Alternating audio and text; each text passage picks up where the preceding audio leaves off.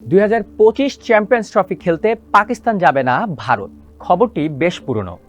এই টুর্নামেন্টে খেলতে অন্য দলগুলোর পাকিস্তান সফর ঠেকাতে গোপনে ঘুষ দিচ্ছে ভারত, এমন অভিযোগ করেছে ক্রিকেট পাকিস্তান।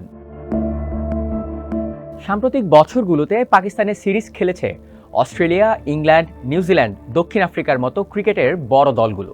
নিরাপত্তাজনিত কোনো সমস্যাই হয়নি সেগুলোতে, কিন্তু তবুও নিরাপত্তার দোহাই দিয়ে চ্যাম্পিয়ন্স ট্রফি খেলতে পাকিস্তান যেতে চায় না ভারত।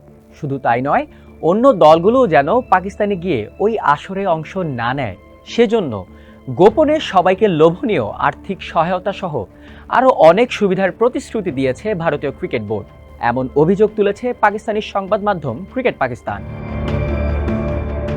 সংবাদ মাধ্যমটির সূত্র অনুযায়ী চ্যাম্পিয়ন্স ট্রফি হাইব্রিড মডেলে আয়োজন করতে নয়তো পুরো আসরটি সরিয়ে ভারতে নিয়ে আসার জন্য এতে অংশ নেওয়া বাকি 6 ক্রিকেট বোর্ডকে গোপনে মানানোর চেষ্টা করছে বিসিসিআই।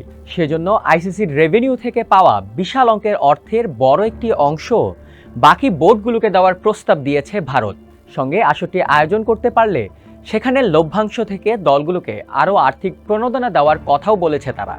এই প্রস্তাবে রাজি হলে বোর্ডগুলোকে ভবিষ্যতে ভারতের বিপক্ষে দ্বিপাক্ষিক সিরিজে আরও বেশি ম্যাচ খেলার প্রতিশ্রুতি দিয়েছে ভারতীয় ক্রিকেট বোর্ড।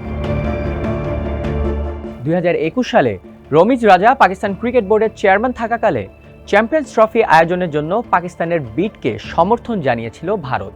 বলেছিল পাকিস্তানে গিয়ে খেলবে দেশটি, কিন্তু পিসিবি চেয়ারম্যান বদলে যাওয়ায় নিরাপত্তাজনিত কারণ দেখিয়ে পাকিস্তানে যাবে না বলে জানিয়ে দিয়েছে ভারত। অন্যদিকে পিসিবিও এবার কোনো কিছুতে ছাড় দিতে নারাজ। বলেছে ভারত না এলে শ্রীলঙ্কাকে নিয়ে হবে এবারের আসর, তবুও চ্যাম্পিয়ন্স ট্রফি হবে পাকিস্তানেই।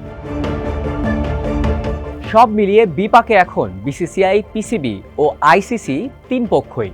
কারণ 2-1 দিনের মধ্যে আসরটির সূচি প্রকাশ করতে না পারলে বাতিল হতে পারে সম্প্রচারকারী প্রতিষ্ঠানের সঙ্গে চুক্তিও।